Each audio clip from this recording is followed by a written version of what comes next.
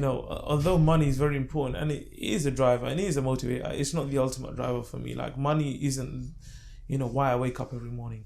Why I wake up every morning is because I'm so passionate about fragrance and I'm so passionate about my brand. I want to take that to the next level all the time. I want to elevate it. And I want to do things with what money can do, basically.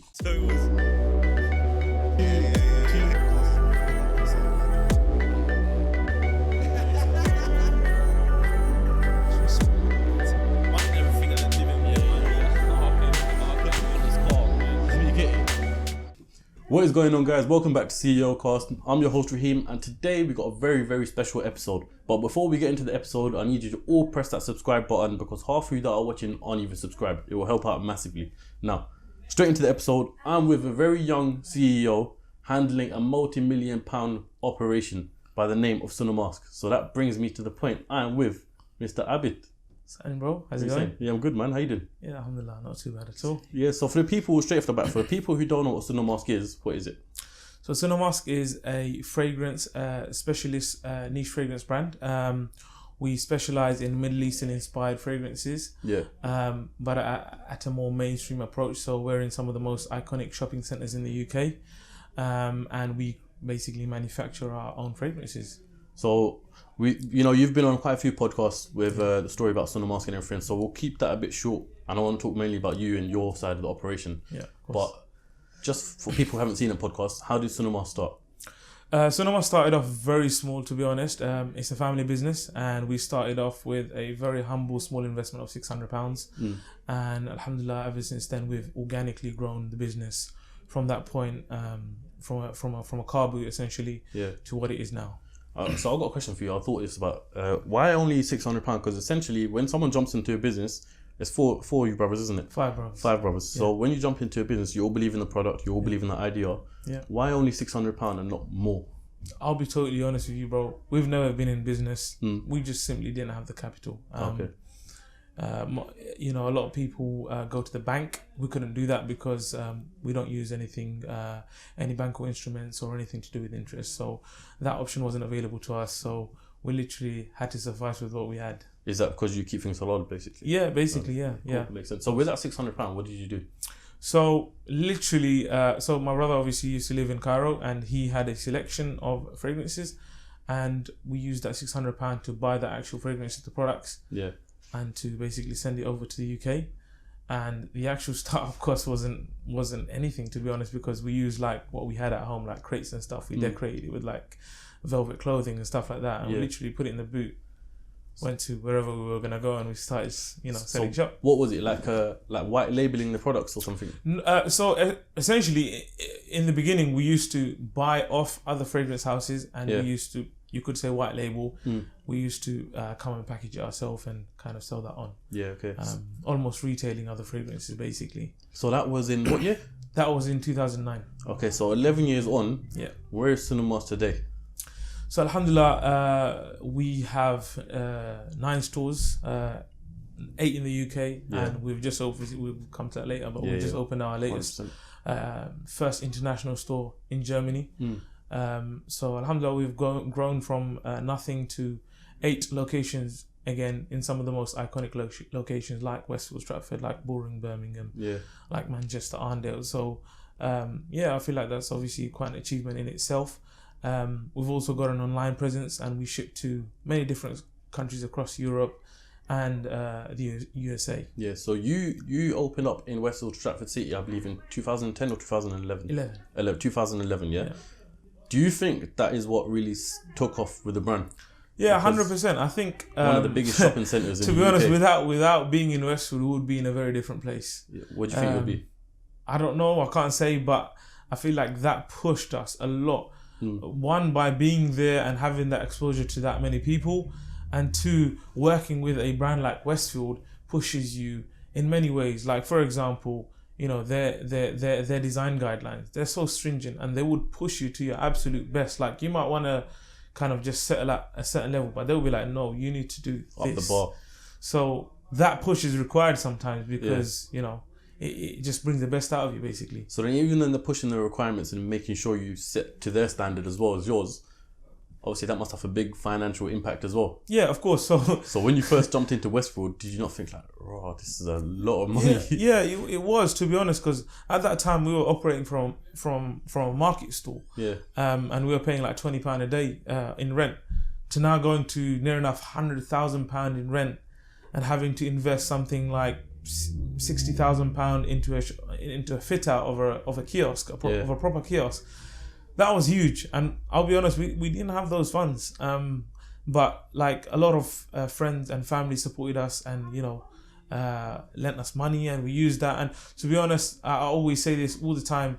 To be honest, our mum, she's very courageous, and she was like, "Don't worry about it. Like you'll find a way. Just do it. Just start, and then you'll find a way to do it." And that's literally basically what we did. We said, you know what, this is too much of a big opportunity to lose. Yeah, let's just do it. And then we'll figure the details out later. So then after Westfield happened, so that was how many stores are we into now once you got to Westfield? At that time that was the third. Okay, that was the third, and then the fourth was where? The fourth was the Whitechapel flagship store. So then even though, you got massive footfall at Westfield, it's one of the biggest shopping centres in the whole world, I think Europe as well. Yeah. Well, that was the other way around, but yeah. Yeah. Even though you got that, what made you decide that, you know what, we need to open more branches, more locations? I think once we got into Westfield and we basically tasted the sweetness of retail, basically, we saw the vision, and we alhamdulillah, we were successful there. And we thought, you know what, if this is successful here, why can it not be successful in other places? I mean, why do we have to stop here? So we had that vision always, that this brand is going to make it to a certain level. So having that vision in mind, we started looking at other sites, identifying other locations, and basically trying to expand. Although it was very difficult because of cash flow, again, having no access to banking instruments, it can be very difficult. But I guess the vision was always to expand. And I think one of the reasons why we did the flagship store in Aldgate is because that is like an iconic location for us, because we started off in Whitechapel Market. This is where our heritage is. Bring it back to home. And yeah, exactly. We just wanted to have that mark there. Yeah. This is where we started, and I'm sure we'll have that store for a very long time, inshallah. And we're actually going to be looking to bring in a lot of interesting new things into that store to make it a bit more special. What do you mean? So we're actually working on something called bespoke fragrance creation. Yeah. So essentially, we will only offer this in our very flagship or very high-end stores. So we will start off with our store in Whitechapel, and what you would basically do is come into the store, and you would basically book an appointment with one of our consultants. Yeah. They will then sit down with you with a bunch of fragrance notes in front of you, and within 1 hour they will consult, and they will basically make you a bespoke fragrance, and you can walk out of that store with your own fragrance. So something that's not even on the website, or that you something don't that's completely bespoke, that's tailored to you. You're gonna tell us, this is the notes I like, bergamot, whatever, vanilla. You're gonna tell us which notes you like, and we're gonna put them in there. Was that your idea? It is a kind of a team effort between me and my I know you're a petrol head, and I know there's so many cars that do one-of-one editions and stuff like that. That's basically what it is. Exactly. So we just wanted to bring that bespoke element, because to be honest, fragrance market is quite saturated. There's a lot of people that do it, but it's about how you stand out and how you do things differently. And again, like as it's a flagship store, we wanted to keep something special there. Yeah, no, the thing is, even though it's essentially like oud, isn't it? Like perfume, and there's a lot of companies doing it, but I feel like you've elevated yourself to a whole different level above them. And I think your comparison with the brands, you're competing with people like, dare I say it, Paco Rabanne, Gucci, them sort of things, the high-end ones. Of course, and I think that's the vision, it might be daring, but, our vision is to be recognized globally as a fragrance brand that falls on par with brands like this. And that's why we do big campaigns like, the billboards and stuff like that, because you see our adverts beside YSL and stuff like that, and that's the kind of positioning we want to put our brand. So with the marketing that you do, because I've seen your signs. I'm from the area as well. I've seen your signs on buses, on taxis, on cars. Sunnamusk is everywhere. You even had a billboard on the A12, isn't it? So we got one going live tomorrow, actually. Oh, is it? What, same place? No, so we've got a full London campaign going on. So some of the most iconic sites in London. So Euston, Knightsbridge, all of the A12. We've got some on the A406. We've got some on the A2. So we've got quite a few massive iconic sites. The big wide ones. Yeah. So these are the ones we're going for. So that's going to be going live tomorrow. And what was your question? I think you So said... yes, I was gonna say. So by you doing that, you obviously must recognize the potential and benefit of it. Yeah. So what is what is the actual benefit of that? Yeah, I mean, yeah. So a lot of people ask this because in this digital age, a lot of people say that, you know, things like billboards are a waste of money because they can be very expensive. I'll be honest. But the value that you get from those kind of marketing activities is quite different to something like Facebook ads, for example. Yeah. Like Facebook ads is very good for generating traffic to your website or maybe generating sales, but it's not so good for luxury brand awareness. What we do the billboards for is the reason for that is we want to build that brand awareness. We want to build that brand luxury. So when our customers see that, they feel like they're part of something big.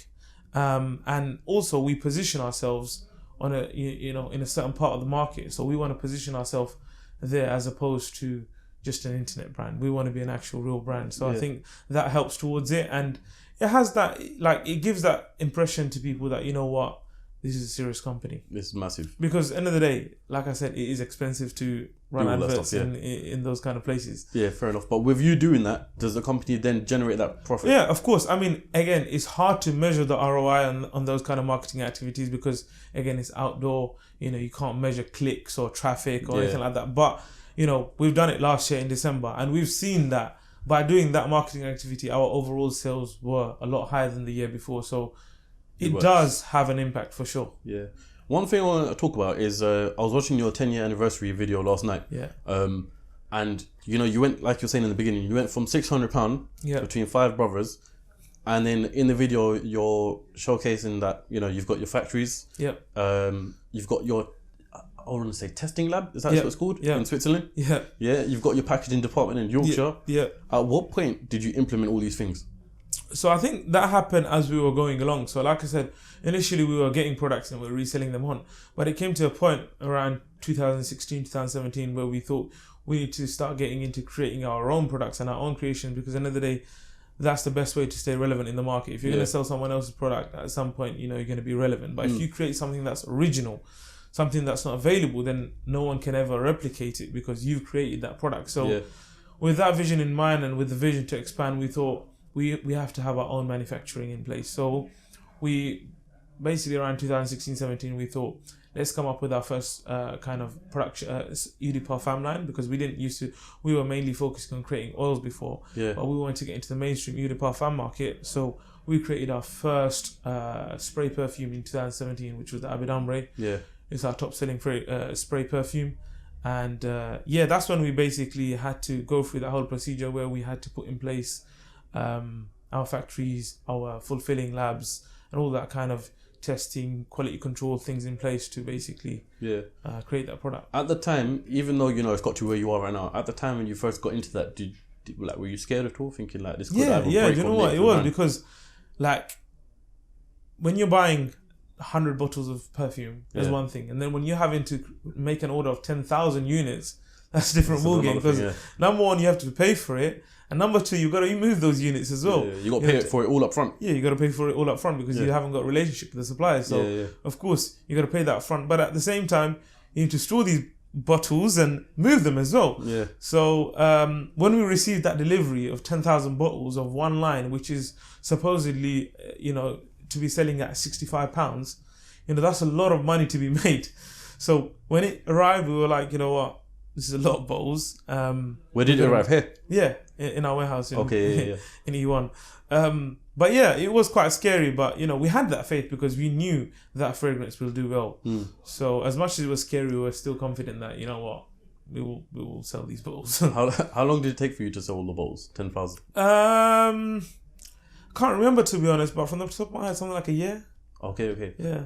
It's not too bad. 10,000 bottles. Yeah, it's a lot of bottles. And don't forget, that's one line. Yeah. We got over like 100 products, so that's just one line. Oh, okay. So you sold 10,000 within 1 year of just one. Of one line, yes. Okay, so moving like that. That's our top seller. Abid Ambre is our... Even till today? Yeah, so Golden Dust and Abid Ambre are two top sellers. Yeah. And till today, they're both our top sellers. And that was years that it was created. Years ago it was created. Yeah. So how many perfumes have you now got on the line? So we've got around 50 pure oil concentrates. So Yeah. these are alcohol-free fragrances. Yeah, so we've got around 50 fragrance oils that are pure concentrates, alcohol-free. Yeah. And they last very long on the skin. That's the whole unique selling point of those. And then we've got around another 30 kind of spray perfumes, eau de parfum, so these are atomizers. Yeah. And then we have like a small number of items that are like hand sanitizers, moisturizers, home fragrance, bukhur, which is the Arabic fragrance for the home. Okay. So we have a home category of fragrances as well.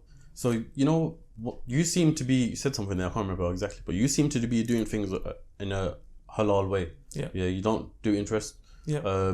No alcohol in the perfumes. Yeah. And just things with finance in general. Yeah. And it reflects on the name Sunnamusk, yeah? Yeah.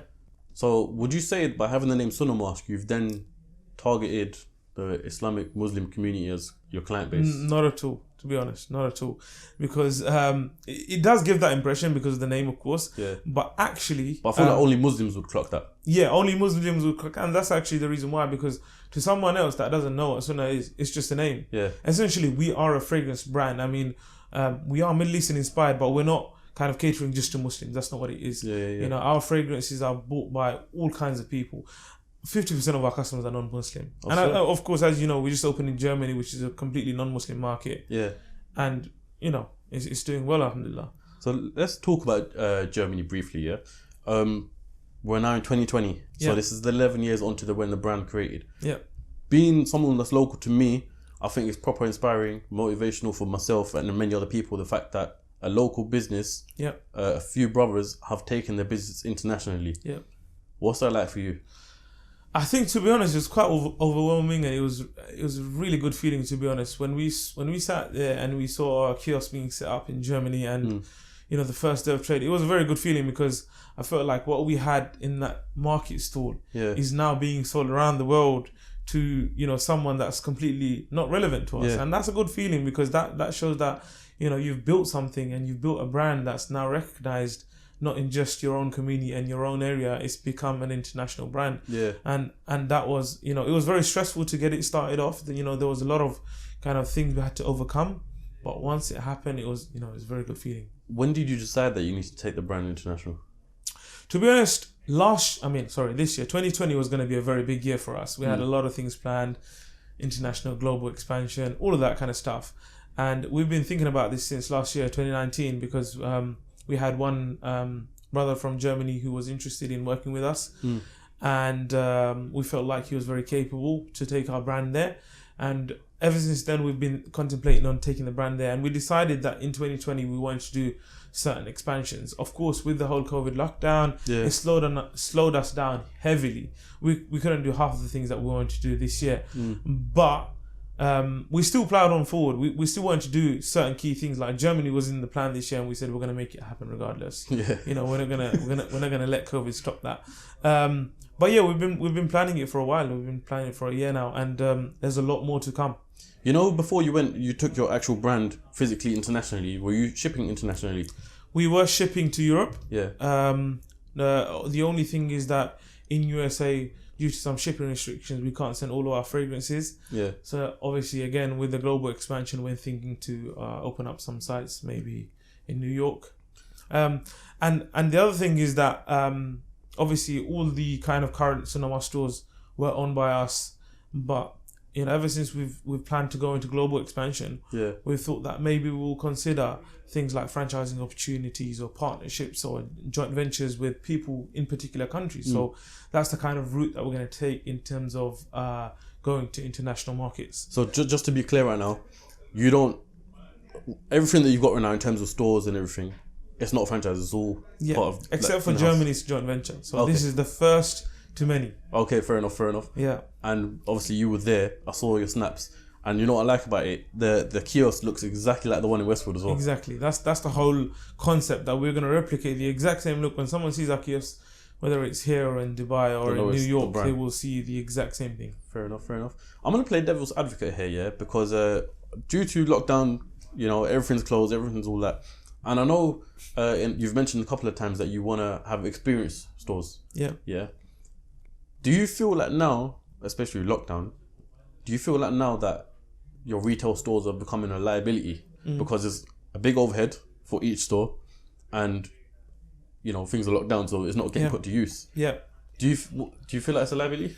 I mean, it's an interesting question because in general, retail is struggling. If you look at high street brands, a lot of them are struggling. Yeah. And in terms of bigger corporations, they are struggling. So they will see a lot of stores as liabilities. Yeah. The advantage that we have is we're in a very niche market. So wherever we go, no one else is doing that. So we're quite unique in that sense. So in that regard, we have very little competition. So when we go to a shopping center, people are always wowed and they're like, wow, what is this? Like, you know, we're the only guys that do it. Yeah. So that gives us a little bit of an advantage in the sense that we haven't been so much affected by that factor. Our stores are still performing very well. But that's my point though, that's when the stores are open. Yeah. So what when they're closed? Like for example, of course, right now? For example, lockdown. Now, yes, it is a liability. Yeah. But as long as you can cover these overheads when the store's open and if your sales numbers are adding up, then I don't see it as much of an issue. Alhamdulillah, so far we've been all right. As in, when the last lockdown happened, obviously we lost a lot of revenue, no doubt. But when we opened up again, it was mad busy. It was crazy. Yeah, it's going to be like, when's the lockdown finished? Tomorrow, isn't it? Yeah, so we're expecting December to be mad busy. Yeah, I can imagine. Busy. Stay tuned because there's going to be a part 2 kind of thing of the tour, the series. I'm not going to do that as well. I was going to say, but wouldn't you find it more beneficial rather than having your own stores, maybe implementing your products into stuff like perfume shop, fragrance shop, forgot what the other one's called, but them sort of shops? Of course, it's something that we will explore in the future. The reason why we haven't done it already is because the way we serve our fragrance is a little bit different. I don't know if you've been to any of our stores, but if you have, been to the Westwood one, you would see that our oils are poured in front of the customer by our perfumier. We have a very personal experience. Like, our salesperson will come up to you and they will ask you what you like. They will guide you through what you like. If you go to perfume shop, you kind of have to select, like, I want this Gucci one. You just have to, you'd be expected to know what you buy. But with us, we deliver experience. We don't just say, oh, do you want this perfume?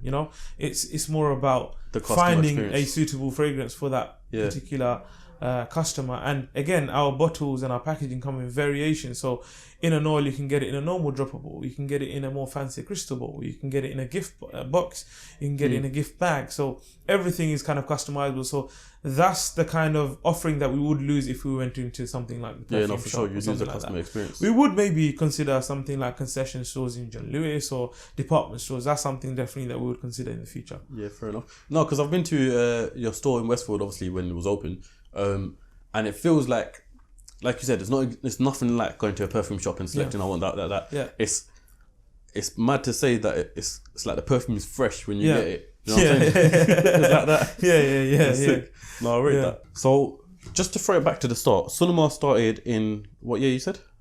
2009. And you're 25 now. Yeah. So how old were you then? I think I must have been 14. Okay, so you're involved in the business now. Yeah. What was your involvement like when you're 14 years old? So, to be honest, when I was younger, I was like behind the screens, a little bit of a graphics designer. Yeah. So I used to make my own designs and stuff. So obviously starting out, when my brother was kind of the main drive behind the business, when we were starting out, I was always the person kind of beside him and supporting him. So at that time, I was able to offer the value of, my artistic skills in terms of graphics design, I want to call it. But, I actually created the initial whole branding. So the logo, the pattern, the website, all of that. I created that myself at that age. So obviously that was a huge contribution in terms of that logo was there until 2017. I swear. Yeah, we only changed that in 2017. So that branding was there for a while. Of course, even in terms of manpower, I was always there helping, set up, going to actually selling as well. To be honest, I was there from the beginning, selling the actual fragrance. Even though I was young, it was that passion was there. And we just had this good vibe going on, us brothers working together. How old are you, brothers? Sorry. How old? So I got 5 brothers. One of them's 43, I believe. The other ones, I can't believe I don't know my brother's ages. I think one's 35. The other one's 38. One's 31. Yeah. And then it's me. Okay, so you're the closest brother to you's was that 6 years older than you? Yeah. Okay, yeah. So obviously, and they were all selling. Yeah. And you were 14 years old at the time. Yeah. So even though they're a lot older than you, what I'm talking about back then, when they were a lot older than you, did you feel like they were running the show, or no? Do you feel like you were actually to be honest, like obviously my brother, being the elder brother, he was mainly in charge of the operation. He was running the show at the time, but I was there in terms of supporting him as an aware. Where like we used to do boot stalls, we used to go to markets, and I was kind of there supporting him all the way. The reason why I bring this up is because more recently, a few years ago, you took CEO position. Yep. So when was that? That was in end of 2017. Okay, so you were 22. 22, yeah. Yeah, fair enough. How do you feel like? What made you or you and the brothers decide that you're going to take position as CEO? Because, like I said, obviously my brother Shafiq, he was kind of in charge until then. I was right under him at that time. But he went on to doing other ventures, and he wanted to follow his passion. Yeah. And at that time, the person with the most experience was me, because I've been there right from the beginning. I know the ins and the outs of the business. I've been there through it all. And I think it was only right with with the vision that I had in mind for me to take over, and I think everyone wanted me to do that. I'm gonna be straight up and say that I know the comment section right now, there's gonna be a couple of idiots saying it's all because of his brothers that he's got to where he is right now. Yeah. So explain to the people who are saying that the value that you've added and the way you've got it to the place where it's. To be honest, I feel like without team effort, without team spirit, nothing's possible without the work of many. Yeah. So yes, my brother was there, but with that, we were all together. My fourth brother, Ashik, he was there. He contributed a huge part, even though he's not part of the business now. He's doing his own thing. But in the initial stages, he was a huge part of the business. He contributed highly. My fourth brother, he's not part of the business now. He's doing his own thing, but he was hugely part of the business in the sense that he brought his nose, he brought his fragrances into the business. With me, the creative direction, the marketing, from the beginning, I had a very close eye to detail for marketing and for branding. And I think that is very important. No one can discard that. That is one of the, Would you say like your client base is around your age? We have, I would say our main client base is between 18 to 34. Yeah. With a higher split of female customers to male. Again, like I said, 50% of our customers in the UK would be Muslim, and then the other 50 would be non-Muslims.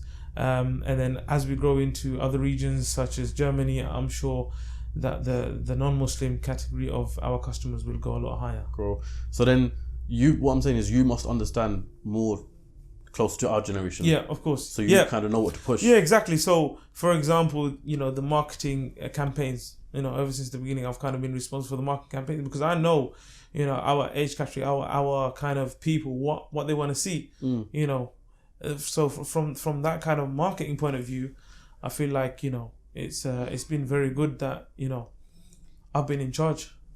Like I said in the beginning, multi-million pound operation business going on here, yeah? A CEO at 25 years old. What's the pressure like for that? It's a lot of pressure, I'll be honest. There's multi-millions on your head. It's a lot of pressure because at the end of the day you have about 70 people working under you. Yeah. So you're responsible for their livelihood. Is that 70 people across the whole board? Across the whole company. So we have around 70 people working across the company. Yeah. So again, that in itself is quite a big pressure. But aside that, I feel like there is a pressure that as a CEO you have to deliver.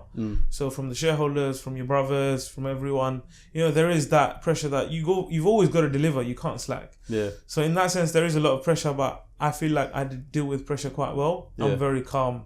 Do you like when a challenge get thrown at you? Yeah, 100%. I feel like without a challenge, it's a bit boring. You've got your personal Instagram as well. Yeah. And I think you're quite famous. You was, but you still are quite famous for your green M3. Yeah.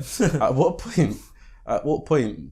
Like you said, you and brothers came from nothing and you built this up. So at what point do you feel like it's time to enjoy yourself? You can pull out a fat boy whip. To be honest, ever since I passed my driving test when I was 17, I've always been into cars. So that was something that was always top of my priority. I've done my theory as soon as I turned 17. Bunk school. Done it. Yeah, that's the same with me. So I feel like I've always been into cars, that's kind of been a priority in my life. So When I was growing up, I've had a few cars, obviously, not like the M3, but when I was 20, I bought United M3. Oh, swear on. Yeah. Okay, so you had that first, yeah. Yeah, so that was quite a big step for me, and I basically used my life savings for that. I bought that with my life savings. I saved all my money and I bought that. Obviously, I was younger back then, but then I kind of sold that on, and then when I've always wanted that, F8 M3. Yeah. Because I just feel like it's such an iconic design, man. It looks so good, and I wanted it in a really special color. I'm sure you know Imran Evolve. I saw his Verde Mantis M3 on the M1 once. Yeah. And I was driving down and I saw it. And I was like, yo, what is that color, man? That looks crazy. And I went and Googled it, and I basically found out it was a very rare color. There was like one like three in the country. Yeah. So I had to search 6 months for that car, and then I bought it. But going back to your question, when did I think that it was the right time to buy a car? I feel like you've always got to live within your means. Yeah. Something can be a passion. You might want a car, you might want to buy certain things, but you always have to know that you can afford it. There's no point going and buying an F8 M3 if you can't afford to maintain it, if you can't afford to own it. Yeah. So when I came to that stage where I thought financially, you know what, I'm comfortable and I can enjoy and I can buy this car, that's when I decided to go and buy that car, because as a car enthusiast, as a fanatic of BMW, that was the only right thing to do, man. Now, let me ask you a question, throwing it back to when you were 20 years old, asking about your M3, because I didn't know that. Yeah. Do you regret dipping into your life savings, all of your life savings for that car? Not necessarily, because I did it in quite a smart way, because I bought the car for quite a good price. Yeah. And I bought it cash. So when I sold it, I didn't lose a lot of money. And I was able to invest that money in something else. But in the time when the cash is held up in the car? Yeah. Yeah, in that sense, I wouldn't do that again. I wouldn't put all my life savings in a car again. No, definitely not. I've done that one time as well. Definitely not. There's a lot more things that you can do with your money to make money, and that can pay for the car. Yeah, and I'll go ask the question now, because I know everyone's going to want to know, especially your following. What's the next car you're going to get? 'Cause you sold the M3, so what's the next one? To be honest, genuinely, I actually don't know yet, because I'm in a few minds. I do like the new M3 that's coming out. I do like the new E63S that's coming out. I do like the F90 M5. So I'm giving myself a bit of time to think about it. Yeah. So I was thinking maybe around summertime, I'm thinking to buy something. Inshallah. So let's see, inshallah, how business goes, because at the end of the day, everything's so volatile at the moment, and we're relying on business to be stable and to go well. But inshallah, hoping that all goes well, I am looking to buy something around summertime. Wicked. Let's go back to your role here. Yeah. Because if people who are watching this podcast and they go through your Instagram, they might think, you know what, he's chilling. Like, he's living life. Life's good, all that stuff, going out with the boys, going out the mandim, doing whatever. Yeah. What is your actual role here? So what's it like in a day in the life? Essentially, obviously, you're in charge for the overall operation and the growth of the company. So my role as in the company, to be honest, I work 7 days a week. I try and take a day off on Sundays usually, but most of the time I do work at home as well. But generally, you have to be on the ball all the time. It's a very kind of varied task or job role, if you want to say. But essentially, my job role is to basically manage the strategy around the business, manage the overall operations of the business, liaise with people, liaise with suppliers, liaise with my staff, kind of get the best out of people. I think that's the role of a good CEO, and to ensure the brand's vision and the brand's targets are being met. Communicating with people, making sure things are getting done. I come into the office, I have meeting with my sales manager, my online team, all that kind of stuff, and you have to do that on a regular basis. So I would say I would probably be here sometime 12 hours a day. Yeah, that's mad. Just making sure everything is going to plan. Fair enough. And going back to the point of where people might think you're chilling and that, you do a lot of trips with your mates, your family, and stuff like that. But how important do you think that is for you? Because I say that because entrepreneurship, not a lot of people talk about it, but it can be a very lonely road. Yeah. Because you're trying to do things on your ones. Yeah. This is if of course if you haven't got a team around you at the moment, but you're trying to do things, and you might not have time to chill with your mates and all that stuff. So how important is it for you to keep that circle close to you? To be honest, I feel like me as a person, I'm a very social person. I like to be around people, and I like to enjoy myself. Although entrepreneurship and business can be very difficult and time consuming, I think it's important for your own sanity and for your own happiness to balance that. And to kind of have your own time where you go out and have a little break and you chill with your friends and you go on a holiday and enjoy yourself. Because what's the point of having money and making so much if you're not going to enjoy yourself? What's the point? You're not going to take you to your grave with you. So I feel like that is very important. And me as a social person that has a lot of friends, I think it's important that I kind of socialize as well. And I think a lot of people think that, just keeping yourself to yourself is the way forward. But I feel like having a lot of friends, having a big network can be beneficial to your business sometimes, because who knows through what connection is what's going to come. I find a lot of times that I get a lot of things done through my own connections. So I think it's very important to have a good network and good people around you. Do you have any of your mates or friends, family working for Sunnamusk? Yeah, I do actually. Is it? We got around. My uncle's the head of finance, which is a very key role. And although he's a lot older than me in age, like we have a good relationship. He still works, underneath me, and it's all good. Like, do you know what I mean? There's no issues. Does it ever get a bit like of a sticky situation? Like, obviously, he's got to understand that his nephew is the CEO of the company. Yeah. Nah, to be honest, he's very understanding, and he understands that.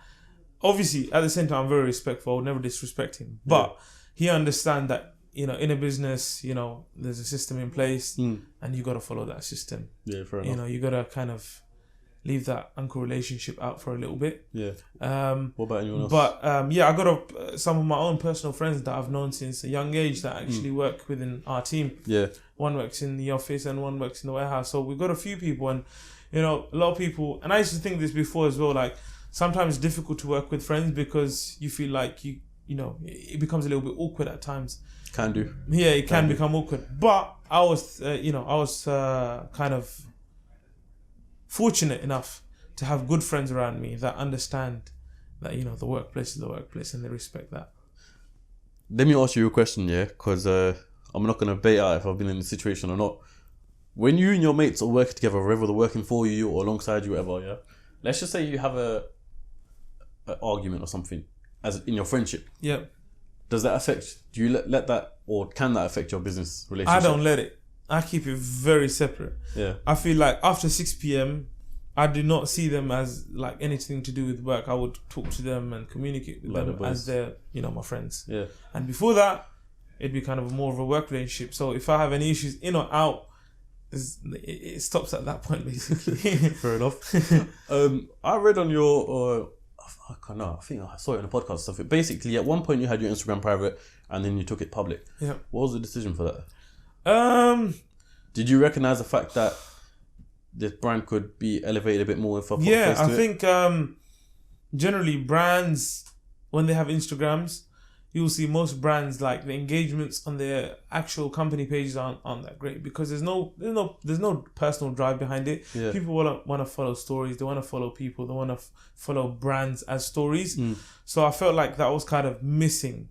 So that's when I decided that, to be honest, I'm quite creative myself in terms of creating content and stuff like that. So I thought, why not put that into good use and build up a platform for myself, and through that I can have a bit of fun, but also promote the brand and kind of elevate that a little bit and make the journey a little bit more personable. And I think it worked because, if you ask a lot of the people that follow me, they always know what's going on. They always know what's happening, what's the story, what's the latest thing. So it's quite cool, to be honest. You've built up to a point, I think you've got about 15,000 not subscribers, followers. 16, Yeah, so almost. And I see you're taking it serious because you're doing your YouTube vlogs a couple of times. You're always on Instagram. Yeah. Do you feel like with the audience that you grow, you can potentially launch another brand or business and have your audience follow that? Yeah, 100%. I think, again, behind the scenes, we are working on a few projects. Is this aside from Sunnamusk? Aside from Sunnamusk. And I think we will use those platforms to push.